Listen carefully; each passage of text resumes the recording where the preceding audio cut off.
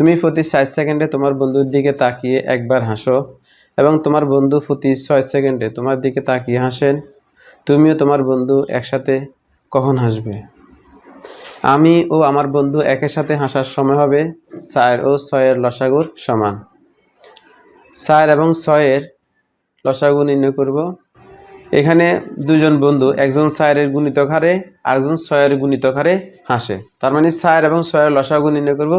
৪ এবং ৬ এর লসাগু নির্ণয় করতে গেলে আমরা দেখতেছি ৪ এবং ৬ দুই দ্বারা বিভাজ্য। তাহলে ৪কে ২ দ্বারা ভাগ করলে আমরা পাই ২, আর ৬কে ২ দ্বারা ভাগ করলে পাই ৩।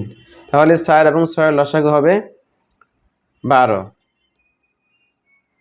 অতএব আমি ও আমার বন্ধু একই সাথে হাসার সময় হবে ১২তম সেকেন্ড।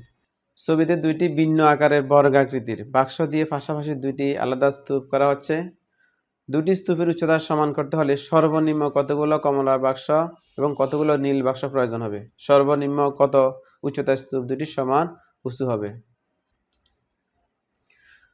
কমলার বাক্সের উচ্চতা 10 ইঞ্চি এবং নীল বাক্সের উচ্চতা 12 ইঞ্চি। তাহলে সর্বনিম্ন উচ্চতা হবে 10 এবং 12 লসাগু সমান। 10 এবং 12 লসাগু নির্ণয় করতে গেলে আমরা দেখতেছি 10 এবং 12 দুই দ্বারা বিভাজ্য।